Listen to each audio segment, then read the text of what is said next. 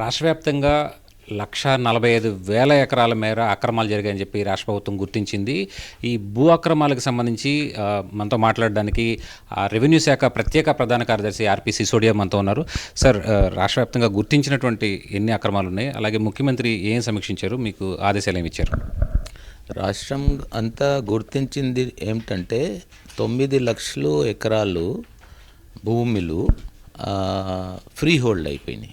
Free hold అయిపోయిన తర్వాత ఎవరైనా కొనవచ్చు, ఎవరైనా అమ్మొచ్చు. అంటే దాని మీద ఏమైనా ట్రాన్సాక్షన్ ఈ భూములు ఇప్పుడు దాకా 22A రిజిస్ట్రేషన్ డిపార్ట్లో ప్రొహిబిటెడ్ లిస్ట్లో ఉండే 9 లక్షలు ఎకరాల భూములు ఇప్పుడు ఈరోజు అవి ఫ్రీ హోల్డ్ అయిపోయినాయి.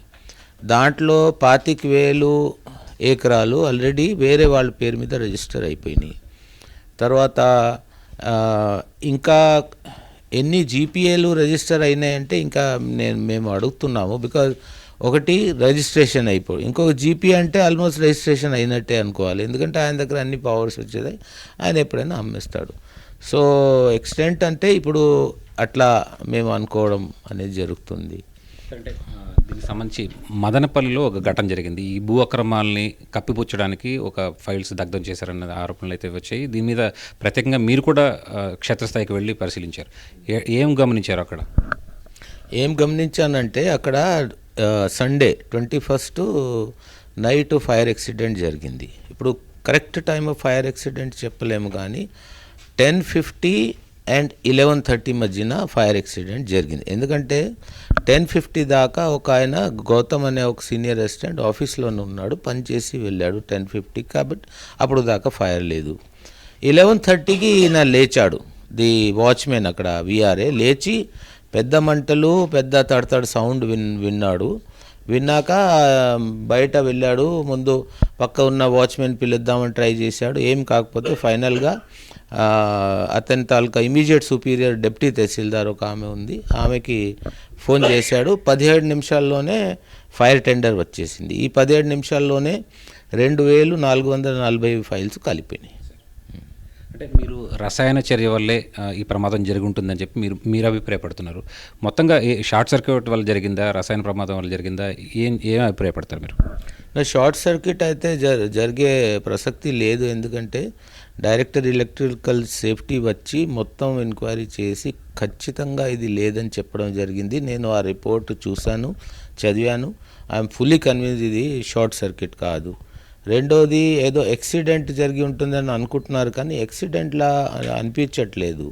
అందుకే ఇది కావాలని చేసిన పని అని మాకు అనిపిస్తుంది. ఎందుకంటే ఒకటి అక్కడ కాలిపోయిన ఫైల్స్లో బాగా అవకతవకలు జరిగి ఉండొచ్చు అని ఒక అభిప్రాయం అయితే, ఎవరైతే 2.5 years పని చేశారు అక్కడ, మురళి అని పాత ఆర్డీఓ గారు, ఆయన అదే రోజు వచ్చి గౌతమ్ని కలవడం, గౌతమ్ ఆ నైటు 10:50 దాకా అక్కడ ఉండడం, అది అబ్నార్మల్ టైం. 10:50 దాకా ఆఫీస్లో ఎవరు ఉంటారు?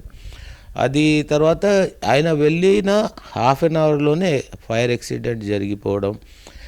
తర్వాత ఫైల్స్ కాలేటప్పుడు ఇప్పుడు నేను అది ఫోరెన్సిక్ రిపోర్ట్ వచ్చేదాకా నేను ఇప్పుడు as a common man with some kind of logic and common sense నేను చెప్తున్నాను.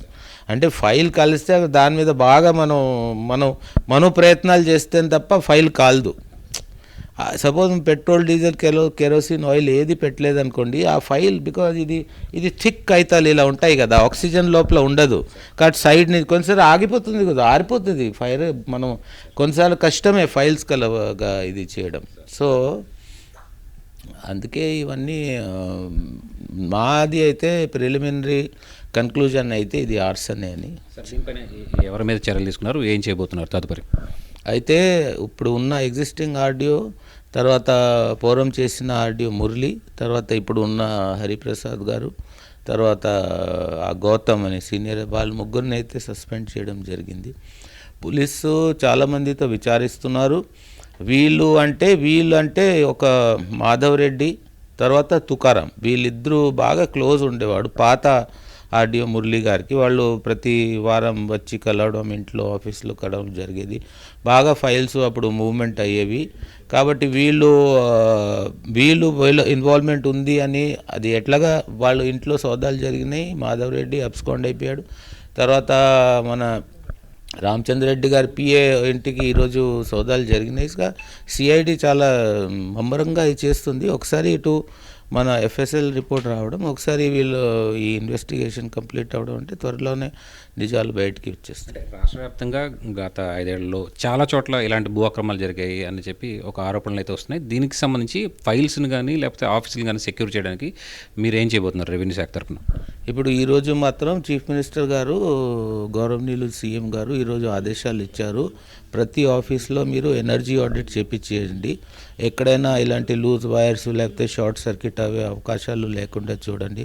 తర్వాత మేము వాళ్ళకి ఏం చెప్పామంటే రికార్డ్ రూమ్ మీద ఒక స్టాండర్డ్ ఆపరేటింగ్ రికార్డ్ రూమ్ని ఎలా మెయింటైన్ చేయాలి అంటే దాని మీద ఇన్స్ట్రక్షన్స్ ఉన్నాయి. దాంట్లో లోపల కరెంటు లేకపోవడము, తర్వాత ఫైర్ ఫైటింగ్ ఎక్విప్మెంట్ 100% ఉండడం, తర్వాత కింద ఇవన్నీ అలాగే ఉన్నాయి. అవన్నీ రివిట్రేట్ చేస్తూ రికార్డ్ రూమ్స్, తర్వాత మిగతా ఏరియాస్ కూడా అది అంతా కరెక్ట్గా ఇది సేఫ్ గార్డ్ చేయాలి అని మేము అందరికీ రెవెన్యూ ఆఫీసర్స్ మాత్రం అందరికీ ఆదేశాలు ఇచ్చి ఉన్నాము. ఇంకొకటి ఏం చెప్పామంటే సరే సపోజ్ అలా అయింది అంటే మేమేం చెప్తున్నాం అంటే మీరు మైక్రో ఫిల్మింగ్ చేయించేయండి.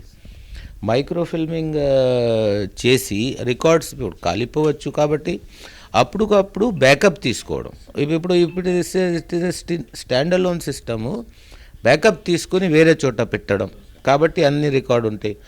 తర్వాత ఫిజికల్ రికార్డ్స్ ఏదైతే ఉన్నాయి దానికి మైక్రో ఫిల్మింగ్ కానీ చేయడం, లేకపోతే స్కానింగ్ చేసి పెట్టడం కానీ వేరే చోట పెట్టడం అనేది మాత్రం మేము ఇన్స్ట్రక్షన్. ఎందుకంటే ఇంపార్టెంట్ రెవెన్యూ రికార్డ్స్ అలా కాలిపోతే చాలా కష్టం.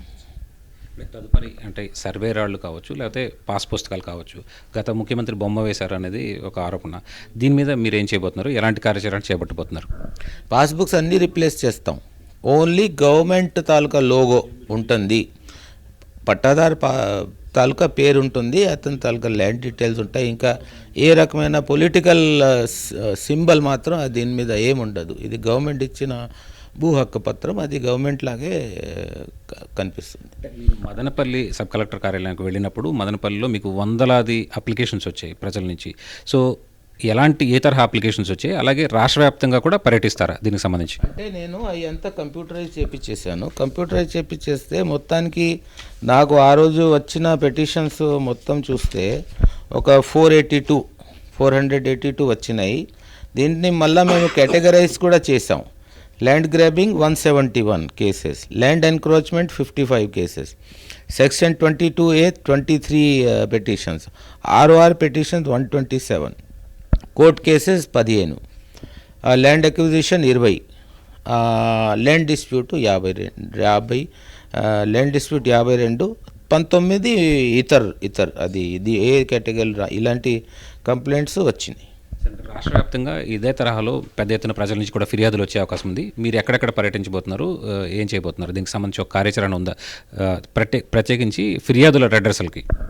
అంటే గౌరవనీయులైన చీఫ్ మినిస్టర్ గారు ఈరోజే ఆదేశాలు ఇవ్వడం జరిగింది మా అందరికీ. మీరు ఏం చేయాలంటే ఒక్కటి ప్రజల్లో బాగా అవేర్నెస్ బిల్డప్ చేయాలి. తర్వాత వైట్ పేపర్ రిలీజ్ చేసేటప్పుడు చెప్పారు ఎవరికైనా ప్రాబ్లం ఉంది వాళ్ళు టోల్ ఫ్రీ నెంబర్కి ఆర్టీజీఎస్కి ఫోన్ చేయవచ్చు, టోల్ ఫ్రీ నెంబర్ చేయొచ్చు.